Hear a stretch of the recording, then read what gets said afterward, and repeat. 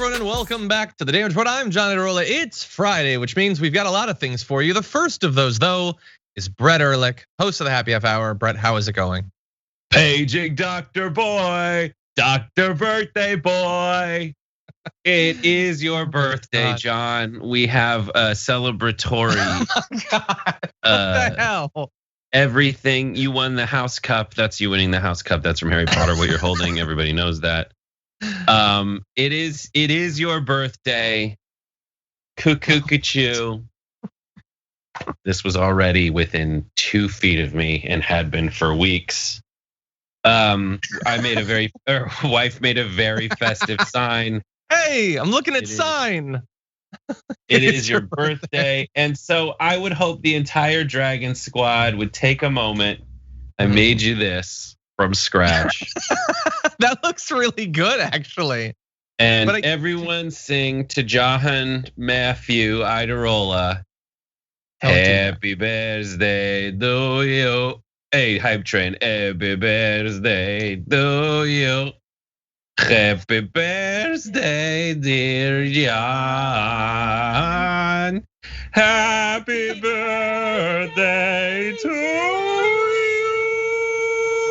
Now blow out that falsetto. Blow out the candle. I always do the high harmony on the birthday. Okay. Blow it out harder. Look at that. Amazing. Oh my God. I had to blow all the way to Manhattan Beach. Thanks, Doc's Parade. Thanks, it's Captain. a big area. I think you're gonna be okay. So if you want to send John a birthday cake, here's his address. Okay, that was very sweet. Thank you. I like the sign. So it's not just that. Here is all, as we already an hour of sleep or an hour of TV. Yep, I got you a chiclet. So here is what. There's another element to this, and I haven't even seen this yet. And like 4 people tried really hard to spoil it for everyone, but just because they were so excited. Here is the deal.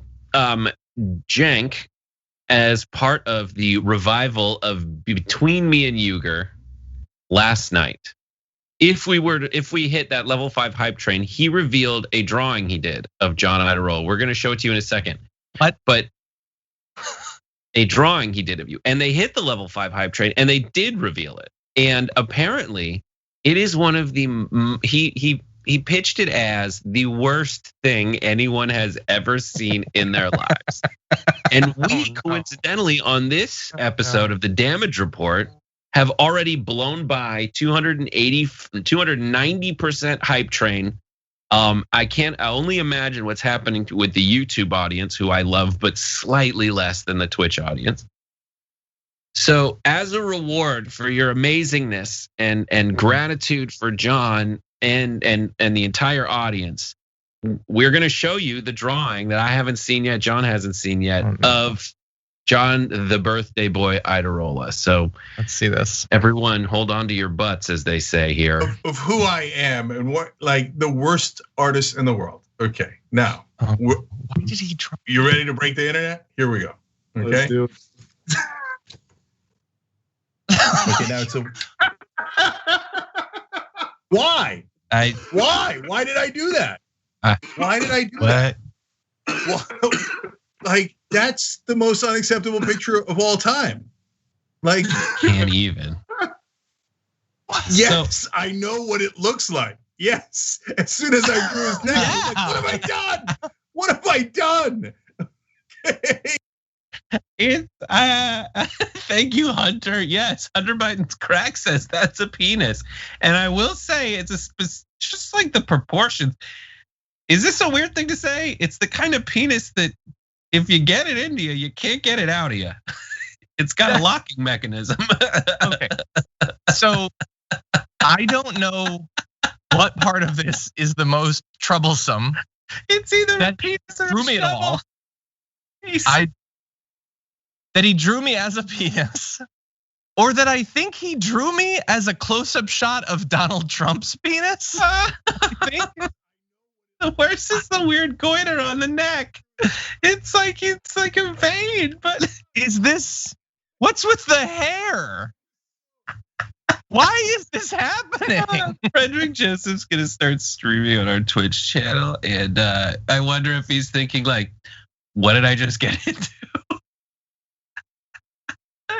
Remember when Jank, when Jank saw me and you making fun of him on Cuomo? Like, wait, this is what, if I tune into his show, this is what I'm gonna see? Hello, someday. Well, I think I've reached peak birthday, and I think I'm good now. Thank you for that, Jank. You're the best. I like no ears, but I don't have ears, and I don't even jawline. have like a square jaw. That's not even reflective of me. Why is my neck so long? Why is my neck so long? It wouldn't have looked like a penis if you hadn't done the neck. And that slow fade, no, don't do that. I don't like that. That looks like it looks like the kind of thing that like they give like in a Marvel movie when there's like a child with like severe trauma and special powers. They're like, draw your family, and it draws that, and they're like, oh no, there's way more wrong with him than we could ever have imagined. This is gonna be a problem. Okay, Jank, do I bring it up on the show today, or do I just avoid it? That may be better. I don't know. Draw a picture of him. I should draw a picture of him. And it's just a vagina. It's just a vagina. Here, I drew a picture of Jank. Don't do it. Don't do it. No, I can't take anymore. There he is. Here, I drew a picture of Jank. It's just a butthole. I love that Brett can draw an, oh my God, it's already an emoji. What is going on? Here's what I love. On YouTube, who made that? I can't. Everyone go dark mode quick. Probably way better for that. Oh my God, it's the most thing. It's the best emoji ever. But I can't. I don't wanna. I wanna go back to sleep. Maybe put that in for that contest on Twitch. So on YouTube, we have someone uploaded an emoji. I assume Norma made it, of like a happy birthday John thing. And this is what I get on Twitch. Thank you very much. Oh my God, wait, what's that emoji? I like that one. The mouth's open. DPTV scream, that's good. Oh my God. John, let's not do a show today. Let's just let's just play Rust. If this is anyone's first time tuning in, I am so sorry. For those of you listening to the podcast, we so far on today's show have blown out a candle on a cake. Oh, also John's a penis head. I'm a penis head. There's so many of them. This is where I've already been harassed with that AOC emote that they put together in a few seconds, and now this. I don't know how you're one part the ethereal pan-dimensional beings in the movie Soul, 9 parts wiener. 9 parts, yeah, that's what it's feeling like. Oh geez. Okay, well, why? That's now a thing. Never getting away from that. Johnny Pie's gone. That's just penis head. It's just the new thing. Anyway, yay! Thank you, birthday. Let's do news, I guess. I don't know. Thank everybody for being here. AOC out of there. Please hit the like button if you haven't. No, don't alternate between those two. Like she's already never gonna come back on the show. Now there's no chance. Anyway, that's what John would feel like if he was in a room with AOC. Not the penis aspect, but just like the. Hi, nice to see you. I miss you. The crazy thing is she came here and it was yet another famous politician that I missed because I stupidly went to spend time with a friend. I stayed. No, Warren and her. I was in the building, but I had to work when she walked by, and I was like, I'll stay late and I'll sit at my desk until she comes out of the studio, and I'll say, hey, I'm Brett. Nice to meet you. You probably heard of me. And there I am sitting hours later being like, I wonder when they're gonna be done with that interview. And someone came over and like, she left like 90 minutes ago. Oh gosh, my heart hurts. It's too much. Okay, well that was fun. We've got a lot of fun for you, okay? Including my garbage person. It's disturbing, but it's gonna get fun. So we're gonna go on that's basically the damage report, is you get really disturbed, then hopefully you have a little bit of fun. So we're gonna have that experience again today. Jesus, these emojis have become the high point and simultaneous low point of my life. Okay, with that, thank you, everybody. Send us messages, we'll respond. Please hit the like button if you haven't already. I forgot to tweet about this. I'm gonna try to fit in at some point, but why don't we jump into our first story? Don't say fit it in.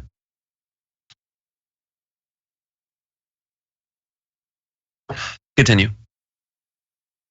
The Senate was desperately trying to move forward on the new stimulus bill, and the Republicans decided, well, we've waited this long, why not make everyone wait a bit longer? So last night in Votapalooza, the lamest music fest ever, like 500 amendments, pointless amendments that have they don't mean anything, they're non-binding, were put forward by Republicans to try to slow it down.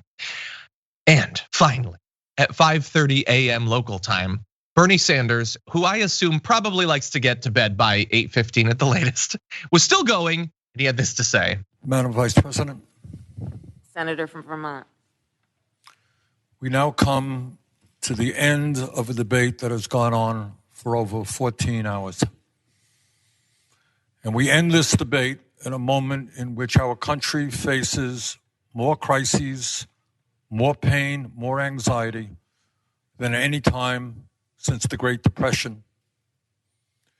And with the passage of this resolution, we have the opportunity not only to address the pandemic, to address the economic collapse, to address the reality that millions of our kids have seen their education disrupted. But we have the opportunity to give hope to the American people and restore faith in our government by telling them that tonight we understand the pain that they are experiencing, and we are going to do something very significant about it. In the strongest possible terms, I ask for a yes vote on this enormously important budget resolution. Yes, so very strong. He's totally right. It's a chance for them to finally tell people who feel like the government has largely abandoned them over the past year that they do actually care and they are listening. They do get the pain that people are feeling. And finally, after all of that, the procedural motion passed without a single Republican supporting it. My God. I guess it's Senate versus House is different, but there are more Republicans willing to impeach Trump than approve of stimulus. That's crazy. There's 50 of them, and there's not one. You can't get 2% of the Republican Party to be like, yeah, I guess people should get a little bit of money. You can't even do that. That's crazy, Brett. And you can't get a single Republican to really articulate what they don't like. Right? It's like what is their vote is just like, can't, too much. That's it. Not taking into account literally anything about America, right? Yeah. So maybe some nebulous idea about like, we fought the communists in the 80s and the 90s and today. Like it's a radio channel, but like something socialism, communist fall of the Western world. And they'll say capital W, all that stuff. But that's it. What the Democrats can say is, well, when it comes to $1,400 checks, 60% of Republicans are behind it. Crickets from the other side. 60% of people in, hey, Georgia, reddest of red states of the union. Do you want checks or not? You want $2,000 or not? They say, yes, I would like $2,000 now. Thank you. And it's and that's what happened. And the Republican Party has completely ignored that. And this is the logical conclusion of Democrats having to just go around that and deal with it. And you know what? The way the rules are set up, where we are now, they can, and they did, and they'll continue to do so, hopefully. And it's amazing that like the Republicans regularly give the people a middle finger to the things they actually want, even in the worst domestic year of our entire lives. People are suffering more than they ever have before. The GOP doesn't care, and they're just like, we're not giving you anything. We're not giving you literally anything. And what do you know? They're unpopular, and so they lose national elections by millions and millions of votes, and they lose Georgia. And their response to all of that equation is, well, clearly it's rigged. No, stop doing stuff. Like, you know that people hate you. The stuff you want to get done isn't popular, and you want to block all the stuff that the people need. It's not going to make you popular. But this is natural. Now, this is also like linked to term limits, right? Like, this has always been the case with America, and especially with realignments. You hate Congress, you love your congressperson for a lot of reasons. One, you know them. It takes so much to learn a name in politics, period. Yeah, that's true. And so, like, look at massive realignments in America before. Like, I say Georgia's the reddest of red states. It wasn't until 2004 that they became, I think it was around 2004 that they got a Republican governor for the first time since the Civil War. Why? Because they just kept voting for the same person over and over and over again. And that person theoretically represents them and has every institutional reason to blame the problem on the institution. But this is the kind of lag that happens until people are forced to pick a new name. Let me fill people in on some of the things that were tried to pass during that vote-a-palooza. Senator Todd Young offered an amendment to block stimulus payments to undocumented immigrants. It passed, again, non-binding, but with 8 Democrats voting in favor of it. That's cool, that's cool. An amendment by Senator Steve Daines to overturn Biden's move blocking completion of the Keystone XL pipeline also passed with 2 Democrats, Joe Manchin and John Tester. Democrats rejected GOP amendments related to packing the Supreme Court, seems relevant to this, and blocking stimulus checks from going to inmates. Those ones didn't actually pass. Democrats also united to defeat an amendment that would have banned a federal tax on carbon. Manchin joined the Democratic votes despite his opposition in the past to similar taxes. So they were just, mostly it was just to slow things down. It was to be able to say that they proposed something. And again, remember, after all of this, even with some of the amendments they wanted being passed, like for instance, Todd Young got his amendment to block stimulus payments to undocumented immigrants, and then he voted against the bill that now included his amendment because, again, they don't actually care about this. They don't consider it to be a serious problem. They don't care that people are suffering, that jobs are going away, that people are still dying. That's just not a thing that they care about. Or at least if you believe that they do, there's no evidence you can point to that it is true. Maybe they put out a tweet, but when it comes to actually helping people, to actually putting their money where their tweets are, they're not interested in it. So here's the downside though. It passing that procedural hurdle last night does not mean that the stimulus is coming tomorrow. Now the Congress can turn in earnest to writing the actual proposal into law and pushing it through the Senate, possibly without any Republican votes, I would imagine, because of rules passed last night. The process is gonna take weeks, and right now they're eyeing mid-March as the deadline for final passage of it. And again, I understand it's a big bill and it needs to be passed, and it should have been done the last time when they cut it down to almost nothing. But my God, all of this takes so long. And that's why when we say things like, I know that we don't want to have another debate about whether it was 2000 or 1400.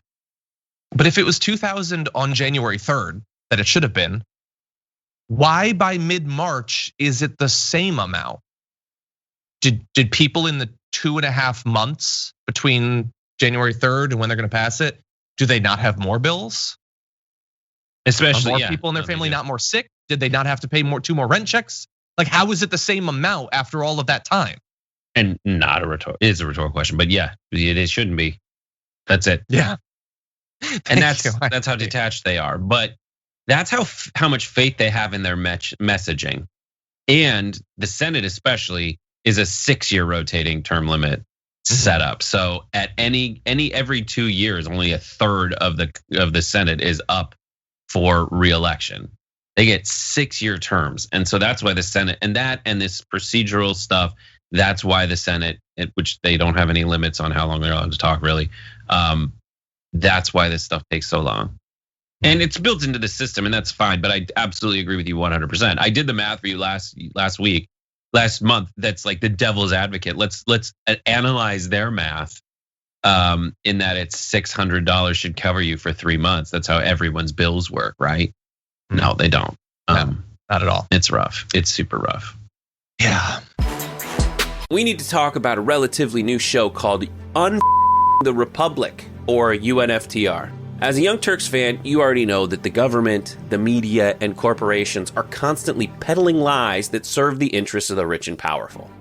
But now there's a podcast dedicated to unraveling those lies, debunking the conventional wisdom. In each episode of the Republic, or UNFTR, the host delves into a different historical episode or topic that's generally misunderstood or purposely obfuscated by the so-called powers that be, featuring in-depth research, razor-sharp commentary, and just the right amount of vulgarity. The UNFTR podcast takes a sledgehammer to what you thought you knew about some of the nation's most sacred historical cows.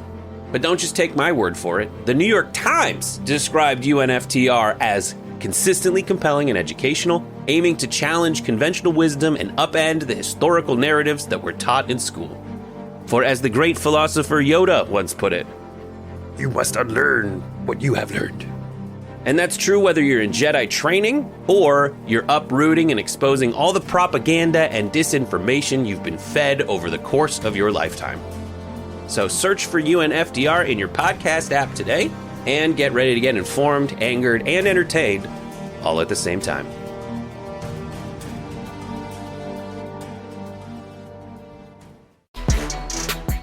During last night's House floor session, there was a lot of amazing speeches in support of removing Marjorie Greene from our committees for insert a billion insane, unacceptable, and violent conspiracy theories. And I want to highlight a few, starting with Representative Ilhan Omar. About who we are as a body and what we are as a democracy. This is about whether it is acceptable to cheer on and encourage an insurrection against our basic democratic process. This is about whether it is okay to demand members swear in on a Bible of a religion they do not practice. This is about whether it is okay to hold an assault rifle next to members' heads in a campaign ad and incite death threats against them. This is about whether it is okay to encourage the murder of the Speaker of the House. Yes, all of those things should, I think we can agree, be unacceptable. But we do have to keep reminding people because there's been this campaign by the right to just pitch her as kooky or wacky or a little bit different. No, she believes very specific, potentially violent things. She has supported violence against current elected politicians. Ilhan Omar talked about, fleeing a country that was experiencing political violence and saying that this is not a thing that's just going to go away. We need to actually do something about it. And so, good there by Representative Omar. Yes, it's one of those things where you hear yourself saying it out loud and you can't believe that it's actually happening. So she's just asking, is it okay to say that you want to kill Nancy Pelosi? And that, I mean, I know you're gonna get to Hoyer, but just all we're trying to do is point out what she's saying and not cancel her or put her in jail, but just to have consequences for this kind of stuff. Yes, the people who voted for Marjorie Taylor Greene put her in Congress. That's it. Every other thing that she's asking for is just this crazy sense of entitlement that she has to be on these committees when her party doesn't have power. And yes, the parties carve out the ability to do this kind of stuff, but to assign their own people to the Congress. But there's also mechanisms like this very one that they're doing right now to check that power. It is just a check on that power within the rules of the House of Representatives. Yeah, and they look, again, it seems pointless to point this out because they're not operating in good faith, but they do actually, despite all evidence to the contrary, get the idea of consequences when they're trying to remove Liz Cheney from Republican leadership for voting to impeach the president. They get consequences. When Trump is gearing up for a national speaking tour to attack all of the 10 who voted to impeach him, they get consequences. They're not worried about cancel culture in that case. Again, cancel culture, like so many political terms, has been turned into a thing that means literally nothing. But Ilhan Omar was great. I want to skip ahead to Rashida Tlaib. She gave some of the most emotional testimony last night. So let's take a look at what Representative Tlaib had to say. This is so hard because, as many of my colleagues know, my closest colleagues know, on my very first day of orientation, I got my first death threat. It was a serious one. They took me aside. The FBI had to go to the gentleman's home. I didn't even get sworn in yet when someone wanted me dead for just existing.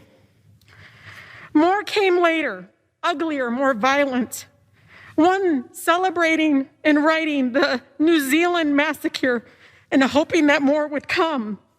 Another mentioning my dear son, Adam. Mentioning him by name. Each one paralyzed me each time. So what happened on January 6th, all I could do was thank Allah that I wasn't here.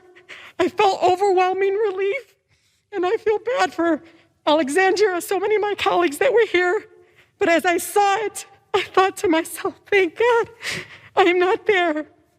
I saw the images that they didn't get to see until later. So, obviously very emotional. I was tearing up this morning watching that. A reminder to everyone that these concerns that these representatives have they're not fake.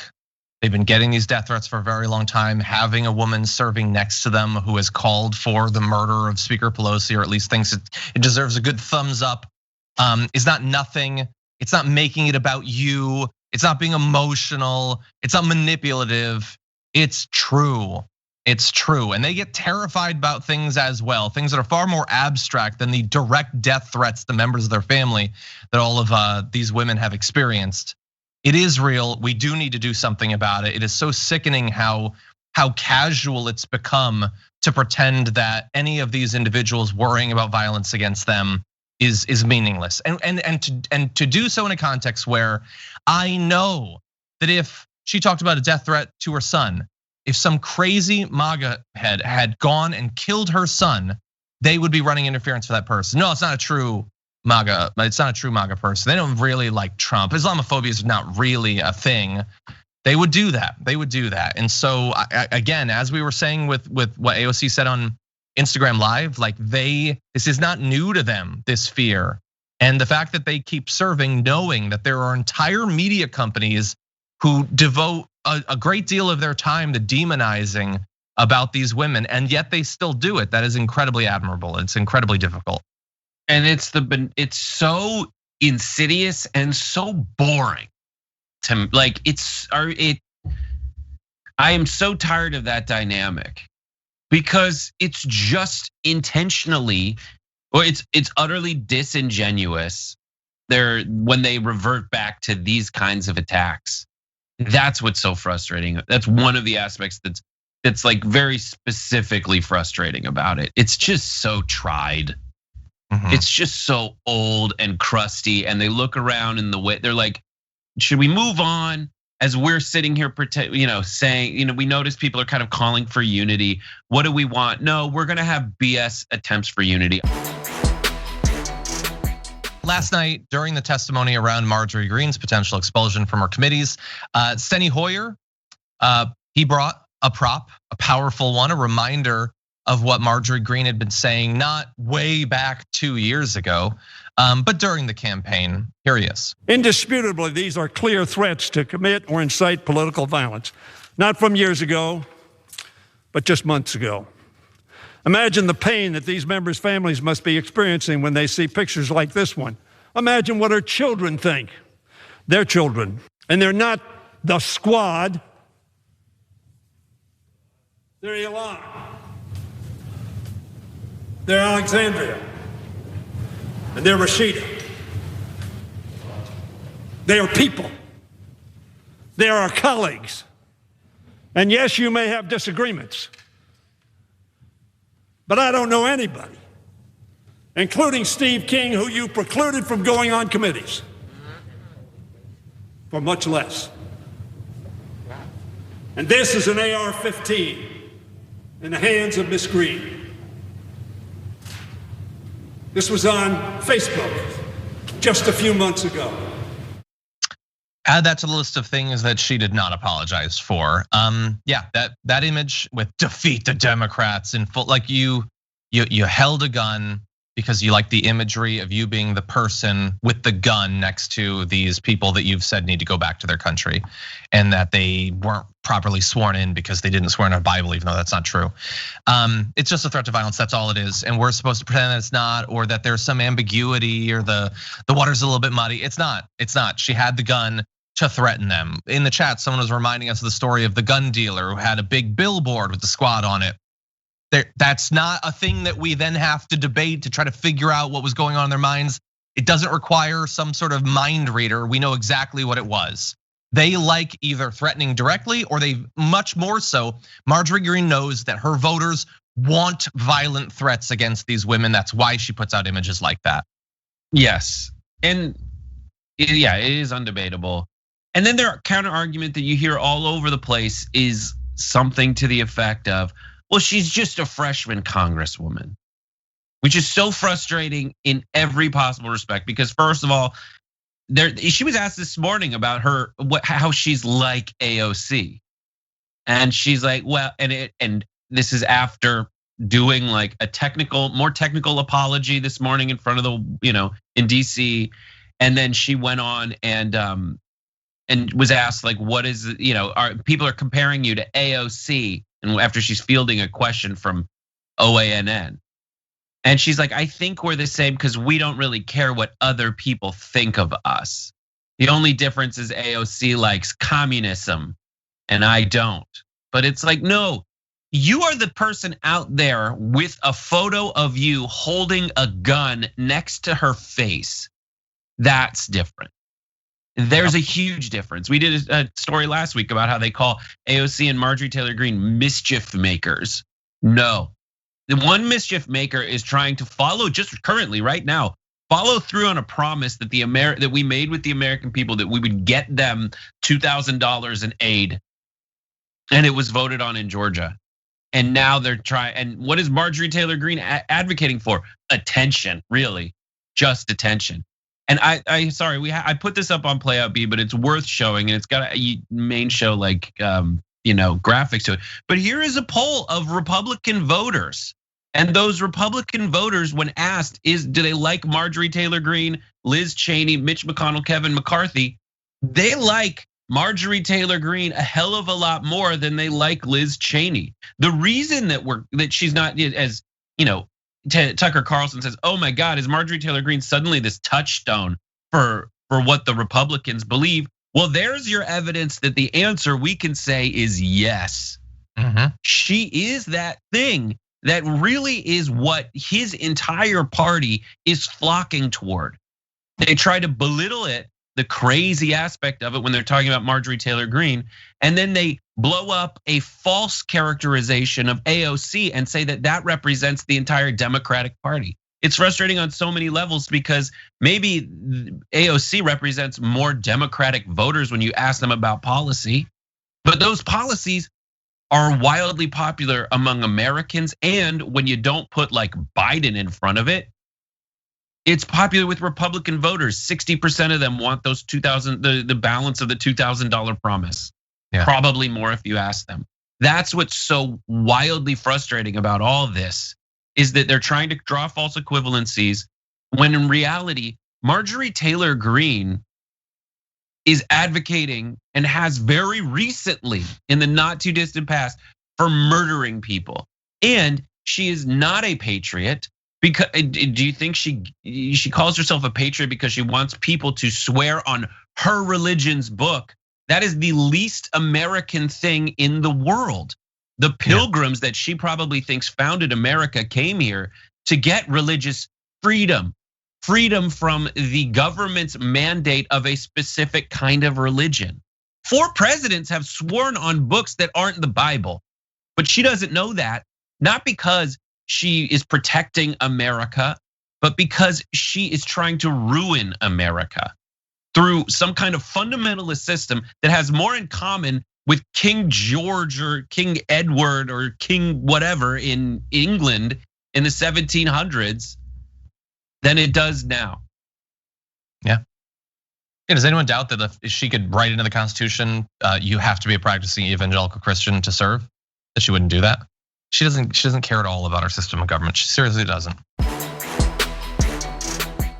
So finally, after all of this, weeks of having to remind the nation of what she actually believes, what Marjorie Greene actually stands for, to the extent that she stands for anything, she was in the end expelled from her committees. The House voted 230 to 199 to remove Ms. Greene from the Education and Budget committees, with only 11 Republicans joining Democrats to support the move. We're gonna bring up a graphic of the 11 who actually did vote to remove her. We want you to learn their names because they actually took a stand that, judging by the evidence, I guess was tough. Doesn't seem like it should have been, but there were only a few of them. And I also want you to get their names because they're probably gonna be primaried and lose in the next upcoming election because this is what the Republican Party is. But thank you to those who actually did this. It is pretty amazing that it's almost the same exact number who voted to impeach Trump. Like, Trump is the core of all of this, and she, according to people like Tucker Carlson and Sean Hannity, is just some freshman representative, like Brett was saying. She's just some nobody. Then why is it as difficult for them? It's almost the exact same number. And by the way, it's less than 1/3 of the number that voted for Cheney to get booted off of House leadership. So they're acting as if standing up to Marjorie Greene and all of what she represents and has said even recently is as difficult as turning on Trump himself. That means a lot. I don't know that it's necessarily immediately clear to everyone all of what it means, all of the ramifications of that, but this is something to bear in mind as we go forward, I think. Yeah, she represents Trump. So here are the possible interpretations of people liking Marjorie Taylor Greene a bunch. And this is basically judging by the press conference she gave that no one should watch because it's horrible and just boring. And by the way, she's not Trump in terms of delivering it. Like, she can say the media is fake news. It's not that Trump thing. Like, she can't hide that she's not a great speaker. She's not quick-witted or anything like that. She's just not. Right. The benefit of the doubt is that Republican voters just want someone who's going to be strong and fight for stuff. And the easy way that Trump has taught people to perceive that quality in someone is them attacking CNN and calling it fake news and asking for apologies and refusing follow-ups. But there is that, Donald Trump has been a media hound, self, publicizing, sell your soul for a buck, person for so long that he knew how to handle it. Marjorie Taylor Greene has that thing that you're even seeing in Joe Manchin, which is like, what, me? I don't know. But she might have that perfection. Like, there are some casting directors in Hollywood who like dumb actors because they'll just say deliver it the most simply. And there's such an empty vessel for nonsense that that's what makes a good actor sometimes. And Marjorie Taylor Greene has a little bit of that, where she's just like, there's an international cable of people. And it's like, no, the line reads a little wrong, but you get the gist. Mm-hmm. And she just mindlessly regurgitates these lines in a way that resonates with people who are looking for essentially central casting. This, Karen who is just randomly there saying stuff that they've only seen elsewhere, written with a no serif font on like some horrible, terrifying QAnon meme. Yeah, exactly. And we're not gonna play any of the video of it. It's just bad. It's just they press just a little bit and she folds and she walks away. And I'm sure the Republicans see the strength again. They think Trump is an alpha and he's strong and all of that. It is his best con ever. And so why wouldn't they think that Marjorie Greene just yelling, you're CNN, you're fake news? That's strong. I like that. She's fighting for something. Again, I get what you're saying, and I have no doubt that that's what they see it as. She's not fighting for anything. She is sort of weakly, ignorantly fighting against the media. That's about it. She doesn't stand for anything. The Republican Party, Trump literally didn't have a platform for his second term. If they're fighting for something, it's just to be a shield against vague stuff that the right has largely conjured up on its own, like cancel culture and stuff like that. But anyway, I'm not gonna show you the video, but really quickly, because technically she apologized for some stuff, even though she never said that she was sorry. There's also a lot of outs in what she said. So she said she believed that the September 11th attacks absolutely happened. Okay, that's good. Everyone should be able to do that. But that doesn't say that she doesn't believe the conspiracy theories that she said over the years. I mean, she didn't believe that a plane hit the Pentagon. That's not incompatible with some attacks happening. And her thinking it's an inside job that the Bush administration did, it still happened in that case. Who do you think did it? Or when she says that the shootings were absolutely real, okay, but she thinks the Democrats did them to take your guns. So who do you think did the shootings? Do you believe the commonly accepted story about how these shootings happened? All of these are like weaselly little things that let QAnon supporters and the InfoWars continue to like her and think, oh, I see what she's doing. She's got to do this because of the deep state. But she still agrees with us. And when she says this, her words of the past do not represent me. She said that I was allowed to believe things that weren't true. Never has a passive voice been more passive than that. You were allowed to believe things. Who exactly is in control of your brain if not you? Who was making you believe those things? You were the one going on the internet and accepting uncritically everything that you read for year after year after year after year. That's the thing you did. And if you've suddenly evolved past that, explain how that happened. And she's not doing that. She wasn't apologizing to anyone in particular. She was asked this morning to apologize to David Hogg. And she said, well, when I talked to him, he was an adult. So if I wanna earlier call him Little Hitler, I guess I'm allowed to. The media should apologize. They're the ones who should really apologize. That's not an apology. None of this is an apology. If you are worried about what she believes, none of this is reassuring. Anyway, and then after she got thrown off of the committees, here is how she greeted the new day. I woke up early this morning, literally laughing, thinking about what a bunch of morons the Democrats plus 11 are for giving someone like me free time. That's an amazing cell phone there. But anyway, in this Democrat tyrannical government, conservative Republicans have no say on committees anyway. Oh, this is going to be fun. Okay, yeah, who thinks she was gonna be doing work anyway? She was gonna be with a bunch of like policy aides, like hammering out legislation. Who thought that she was gonna do that? None of her voters even wanted her to do that. They certainly didn't expect it.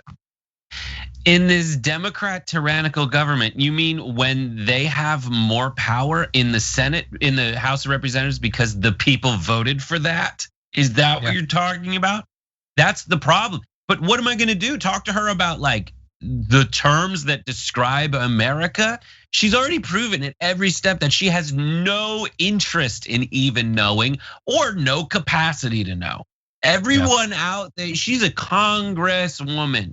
She should know that like when there are more Democrats in the House of Representatives, they get more control in the House of Representatives because we're not a tyranny.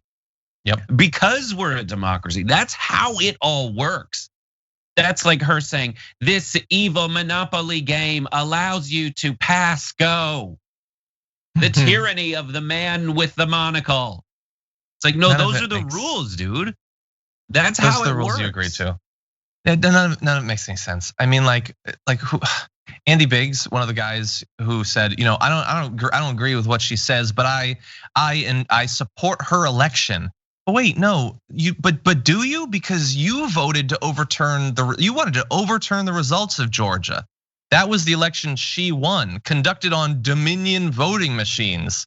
So do you support it? You support Georgia, but just not that, like that one part you get, but like the state at large, you don't. None of it makes any, none of it's consistent. She thinks 9/11 was an inside job conducted by the Bush administration. She's running as a Republican, seems perfectly happy to be a Republican. None of it makes any sense. It's not all the school shootings were faked to take your guns, and then they just forgot to take your guns. None of this makes any sense. It's not an actual worldview where values are connected to policy goals. It's just all whatever sounds interesting and means that I get to hate the people I want to hate. It really is as simple as that. And so yes, it's gonna be fun. She's gonna run around and she's gonna raise a ton of money by saying more insane things. That's what she was always going to do. At least she'll have a little bit less power over legislation potentially.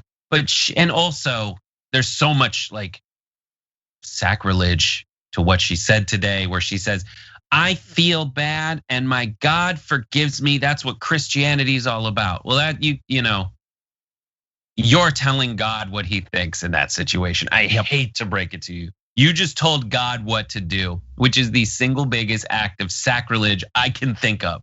And then also at the same time, you're saying that your God isn't going to allow for it's sacrilegious essentially to be Muslims. But then also she says, I was allowed to believe things that weren't true. I think you glossed over it, but really like allowed to believe things. She is trying to abdicate any remote sense of responsibility for any of her actions. But she wants other people to be held responsible for stuff that they did longer before all of that in history. And it's just an absolute nightmare. And here is the thing, when you mention Andy Biggs and the way he words stuff, and Kevin McCarthy is the biggest embodiment of this. If you are one of Marjorie Taylor Greene's big supporters and you believe all the stuff that she said now that she is being forced to go back on and say she doesn't believe, everyone who's kept Marjorie Taylor Greene has let you down, because as much as she says CNN, that's fake news, she just went back. Like she went in front of everyone, hat in hand, relative to what she was doing before, and said, I apologize, QAnon is not a thing. She just sold all of you out.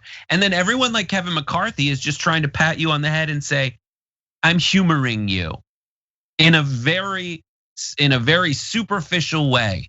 But I just protected Liz Cheney, and I am going to do everything I can to do exactly what I did under the Trump administration from the inside. The deep state obviously doesn't exist. But the version of it that does exist, that you're pushing back against, is actually Kevin McCarthy. It's Kevin McCarthy and all the establishment Republicans who did one thing at all during Trump's presidency.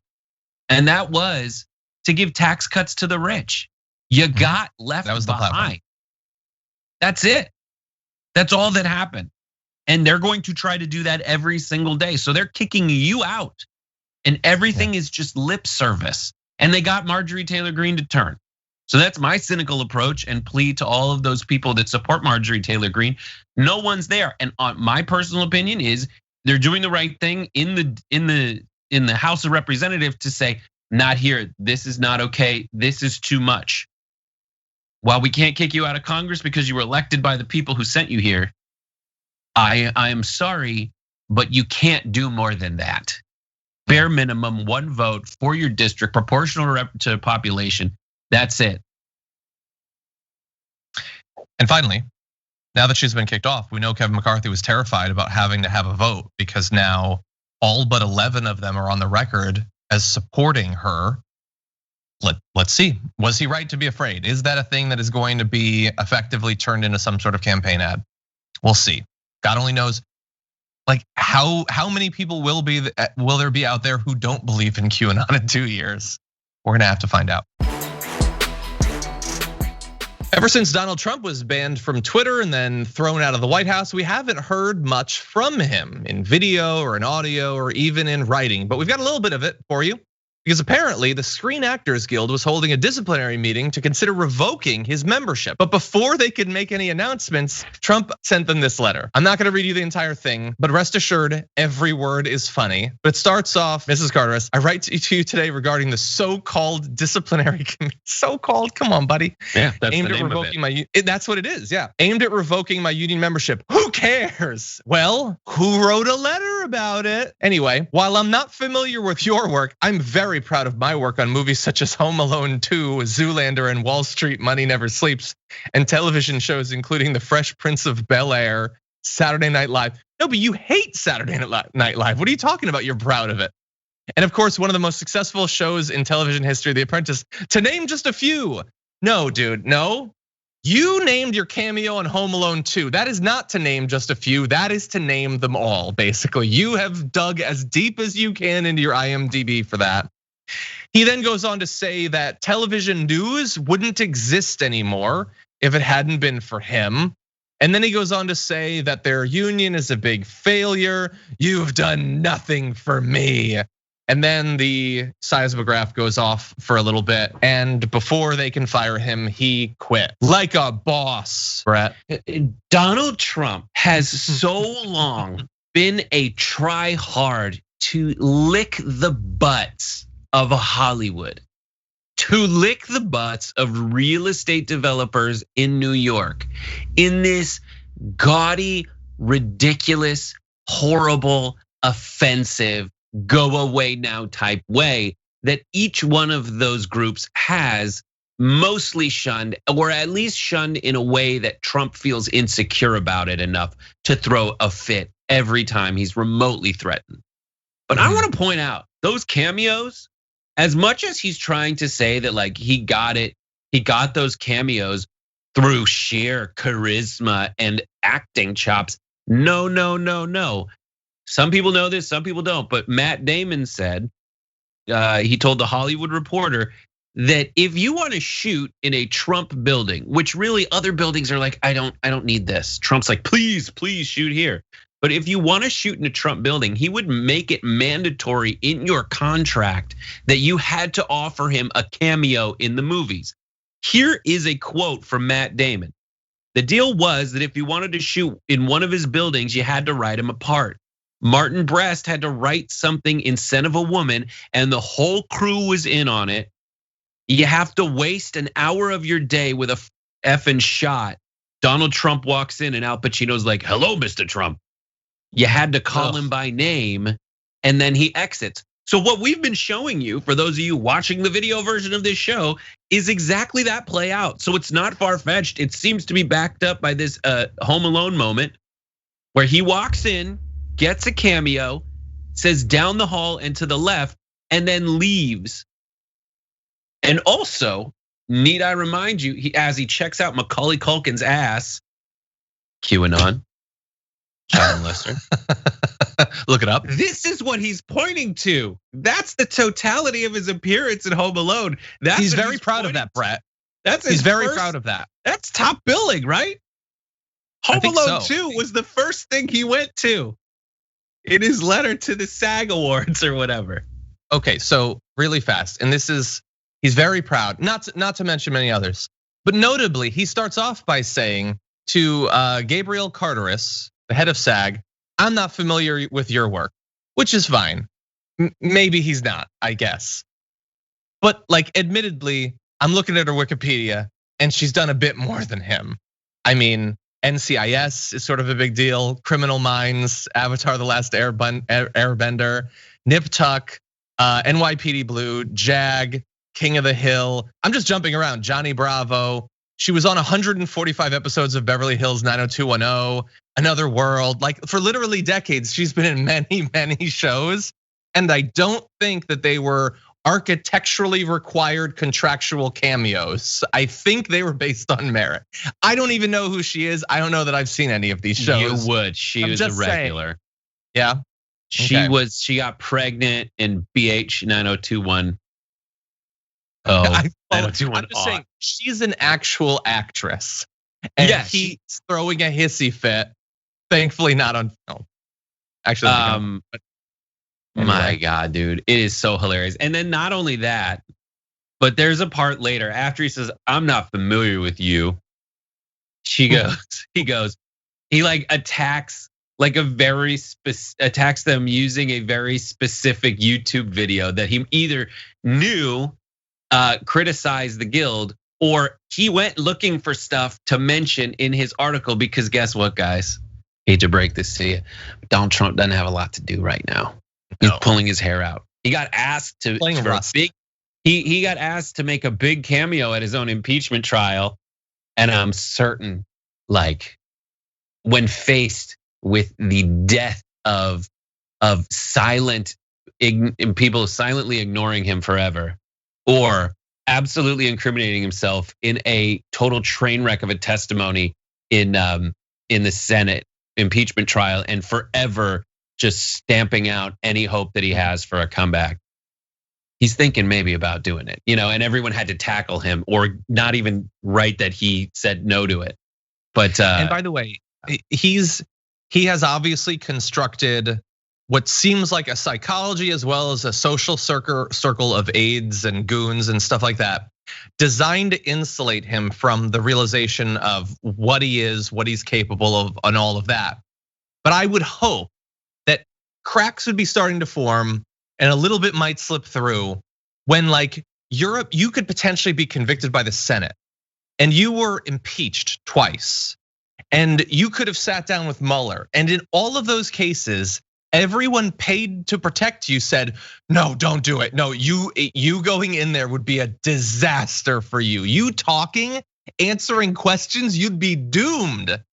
I hope that some of that has gotten through to him, that there's nothing more incriminating to him than him opening his mouth in an area of like an open back and forth in Q&A.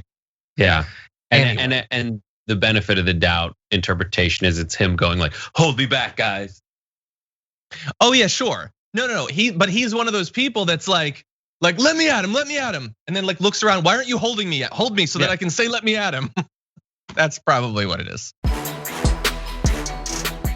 During this last election, it became increasingly clear that the Republican effort to hamstring the post office cannot be abided. It has slowed the delivery of mail, and in the context of an election, just can't be allowed. Now, this has happened as a result of multiple things, but one is that the post office has been hamstrung by a number of years by a requirement that was passed bipartisanly, by the way, but supported throughout by Republicans to require them to fund retirement benefits for literally decades. We're talking about tens of billions of dollars. No other department actually has to do that. This was the USPS Fairness Act, an earlier version of which cleared the House last February, would repeal the requirement. This is going to bring it back basically to parity from before that original change. The requirement that the USPS prepay future retirement benefits, a rollback supported by the 200,000 member American Postal Workers Union. Trump letter to the union head becoming soon. But anyway, as of right now, the Postal Service has so far amassed $56.8 billion in its retiree health benefits fund to fulfill the mandate, according to last year's Postal Regulatory Commission report, but has been a struggle to get even there. In the meantime, the financial requirement has created a major economic drag on the Postal Service, causing it to appear to fall billions of dollars further into debt each year. Much of that negative balance only appeared in the ledgers because of the 2006 mandate. So here's the thing. They were required to fund tens of billions of dollars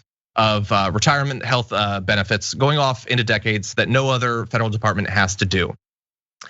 It would seem as if the fact that this is causing them to appear to be insolvent when they would be perfectly fine if they didn't have the requirement was the entire point of that thing. And yet a lot of people supported it. A lot of Democrats supported that when it was passed in 2006. So can they claim that they were bewildered to find out that it had this outcome? Or were the Republicans not the only ones that were clearly passing this so that at some point we could have more and more of this being passed from the USPS to privatized mail delivery? I don't know, but I do know that at least recently the Democrats have had to once again, sort of speak out in support of the USPS. So it is possible that this bill could save it before it's totally economically destroyed. Yeah, the US Postal Service is much better from a user's perspective than the private alternatives for a couple reasons. One, it has to go everywhere, and two, it's way cheaper. Yes. So and those are the reasons that we want to have it around. And that is exactly why. And there are certain things that we as a society have determined are essential services, which we either now say are free or funded fully by your taxes, or in the situation of the post office, in the case of the post office. Sorry, we're doing some renovation work out here. But it's just some random person in the street. Or they're funded in this case by stamps and you paying for it. And it's just so frustrating that they're trying to do away with that for the reason why they're trying to do away with that is because of private interests making that the case. Mm-hmm. That's what's so frustrating about it. Is private interests are pushing them to do it. And until people like us point out how ridiculous this is, then it is incumbent upon us to make sure that there are some political consequences for them taking things that are more accessible and not just physically accessible, but financially accessible, and turning them into socialist giveaways for their fascist giveaways for their cronies. Exactly. Yeah.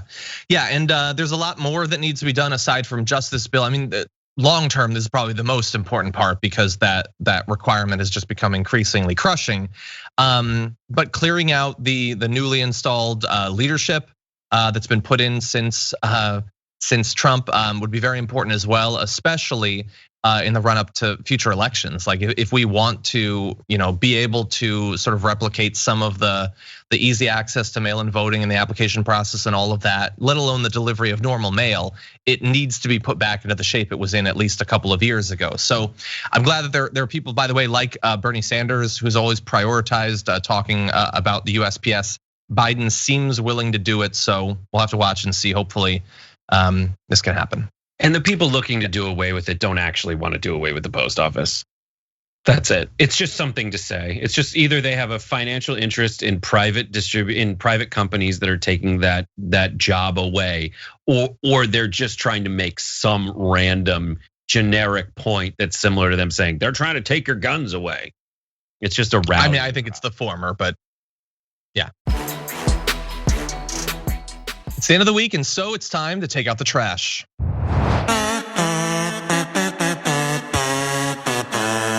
Okay, so every week I throw someone in the trash, Brett throws someone in the trash, and the community does as well. I've got a real one for you today.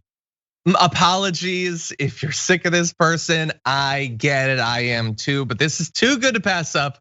My garbage person with a very trashy reason for being in here is Marjorie Greene. And it's not about all of the conspiracy theories and all of that we've gone over ad nauseum, the threats and the violence and all of that. No, it's a particularly trashy thing, actually.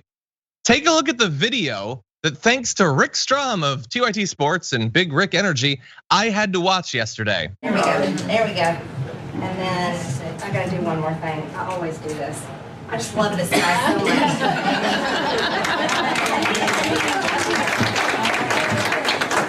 He's calling. We're gonna kind of go behind the podium. Yeah, he is, he's fantastic. This guy right here is great. Standing up in there in the mucky swamp. Diane always has him in the mucky swamp. Yeah. But it's amazing.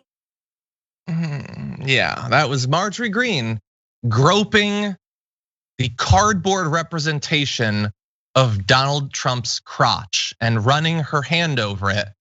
That wasn't 10 years ago. That wasn't 1,000 years ago. That was on the campaign trail.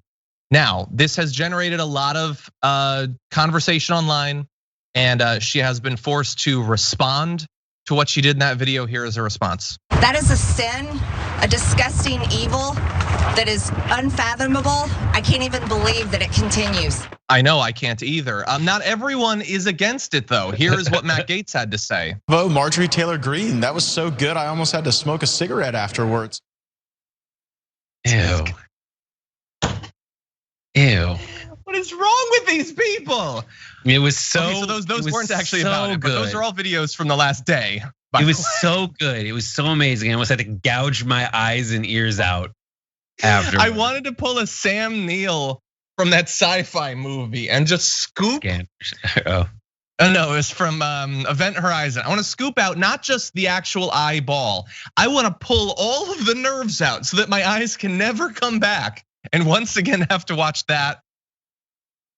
We don't have a horny jail big enough for all of these Republicans. What is wrong with them? What's wrong with their home life? That they're going to work, they're going on the news, this horny. It's cardboard. There are better alternatives. They're available online with discreet packaging. Talk about packaging, emphasis on the packaging. I'm gonna be terrible. I'm not above anything. So there will come a time when Trump is so sad and depressed and hungry for days gone by that he doesn't drink, but in some kind of post Whopper Junior Gorge Fest of the Burger King himself could not fathom, Trump would look at Marjorie Taylor Greene in his food coma and say, yeah, sure, let's have a run. But no, stop it. No. By the way, Brett, as you were gearing up for that in the Twitch chat, your wife was saying, "No, Brett, please don't. John, stop him." But they're not. He wouldn't touch you, lady. And if he did, he would deny it. And okay. I think you both can do better. I think you both can do better. So 2 things. One, for all of the terrible, disgusting things Trump did, he never groped a cardboard woman. Like she might be trashier than him. He molested a flag. Mm-hmm. He drew like a penis extension from an anus that was that hurricane. Yeah. Can we play the video one more time? Because I have one more point I want to make. And I want you, not that video. Gorgeous. The other video. When she goes to grope him. Because look, I think we all understand that she is a kook. She is detached from reality. But assuming the video plays, I don't think that she has ever been as detached from reality as what you're gonna see in this video, because it's not just that she gropes at his crotch. Look at where she starts. How detached from reality do you have to be to think that Trump's starting down there? This is so gross. No, it's not. That's not what's happening. The hand up and down. Look, I'm usually into that, but not with that. It's not with that. It's very weird. You know, I think that America has a lot of sexual shame and we're not very open. I think in large part it's due to, religious people trying to make you feel bad, people like Marjorie Greene. That said, she's a full-grown married woman and she's groping Trump. And they didn't mind. Nobody in the audience was like, "Oh God, no, that's terrible." They like the direct sexualization of that disgusting old man. That's what they want. And I want to be very clear because there's been a lot of attempts recently to sort of both sides, Marjorie Greene. I don't want to see Ilhan Omar grope a cardboard cutout of Biden or Bernie or whoever. None of us want that. That's not a thing. No, you don't, Brett. It sounds like you do. You came up with the image. Anyway, oh God, it's so like we send people in here for being bad, for being fake, for being horrible. But this is perhaps the trashiest reason a person has ended up in here. Anyway, Brett, who's your garbage person this week? She's the person that they cast in the to be the person who has sex with the lookalike in some weird trashy porn based on Donald Trump and Stormy Daniels. At a truck stop.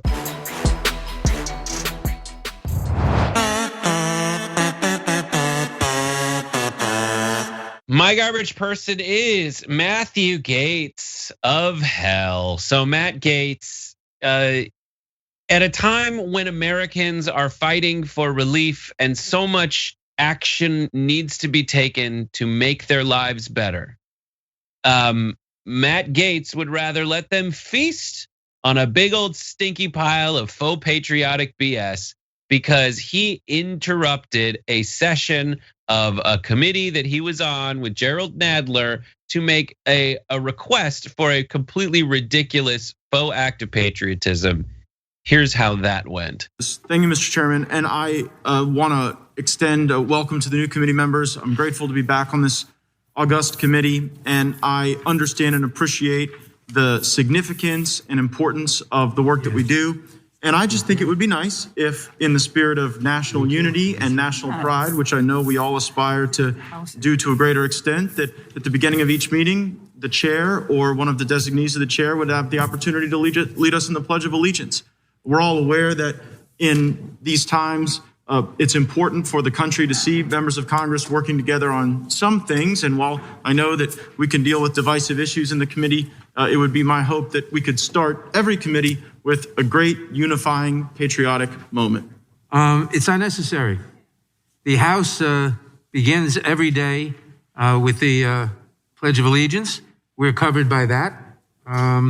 There's no necessity to say the Pledge of Allegiance twice during the same day. So, for as much as the Republicans say that the Democrats are the ones that waste time and money in the House of Representatives and the government at large, I'm sorry, dude. That is a huge waste of time. And we all know why he's doing it, so that he can go on Fox News later that day and complain about how the war on Christmas ain't enough. Now there's a war on the Pledge of Allegiance. And guess what? Just like clockwork, Harris Faulkner is gonna give him that platform. No. Yesterday, I tried to introduce an amendment to the Rules and Judiciary just to say the Pledge of Allegiance. And because I'm a minority member, a Republican, every Democrat voted against it, and we won't say the Pledge of Allegiance at the beginning of the Judiciary Committee. That's just demonstrative about the control that Nancy Pelosi and the Democrats currently exert over this institution. Matthew Elizabeth Gaetz always looks like he's a dog with his head out the window. That is his role.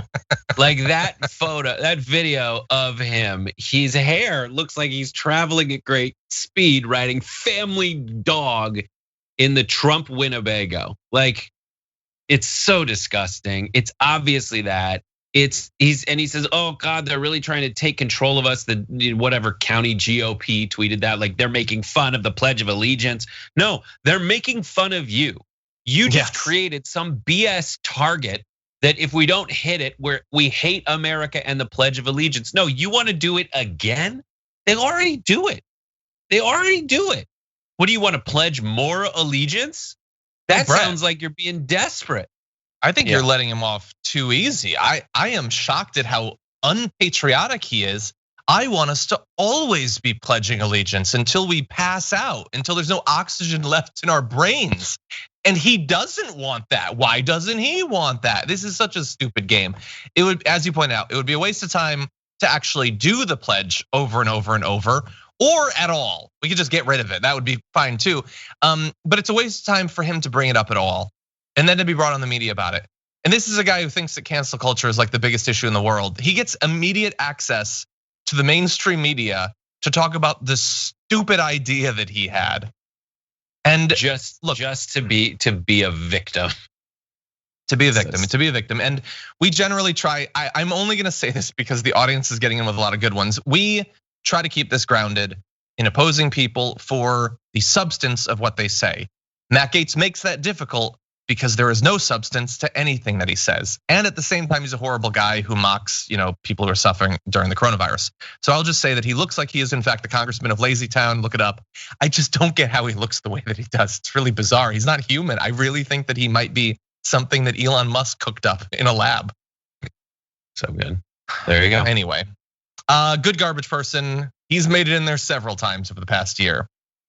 Anyway, for the community garbage person of the week, I am assuming that Marjorie Greene wasn't on the list because she won last week. Can you confirm that, Marissa? Because I'm assuming that has to be why she's not there now. But anyway, at number 5 this week with 7% of the vote is Joe Manchin and Kristen Sinema for stymieing progress in the Senate, not supporting reform of the filibuster. Number 4 at 10% of the vote is the GOP for proposing a shamefully inadequate COVID package and then stroking it in cardboard form. Number 3 is Kevin McCarthy at 15% of the vote for begging for Trump's forgiveness, going down to Mar-a-Lago and meeting with him and all of that. Number 2 at 18% of the vote is Fox News for mocking AOC after she revealed her trauma. By the way, as predicted, Tucker Carlson did a whole segment about it. I was just so sickened by the entire thing that we didn't even cover it. But number 1 for the week with 50% of the vote, the police department of Rochester for handcuffing and pepper spraying a 9-year-old. That is a pretty good reason to be the garbage person of the week. So thank you to the 14,000 of you who voted. A lot of garbage to go around. And with that said, Brett, thank you as always. What can people look forward to on the network for the rest of the day? For the rest of the day, we've got John Jank, Jingleheimer Schmidt. No, John Jank and that's gonna be in my mind forever. And Aaron Ryan, host of the podcast Hysteria on Crooked Media, and writer for Always Sunny in Philadelphia, is gonna be on the first hour. Second hour is JR, Jank, and Adrian Lawrence. Followed by a post game, and then later tonight, Common Room stars myself, Edwin Umanya, Craig Lowry, and Asher Caulfield, who produces specials. And so you're gonna see some really fun people talking through some really fun things. So that's tonight at 6 p.m. Pacific, 9 p.m. Eastern time for an hour at twitch.tv/TYT. That sounds awesome. Thank you, Brett. Glad to have you here.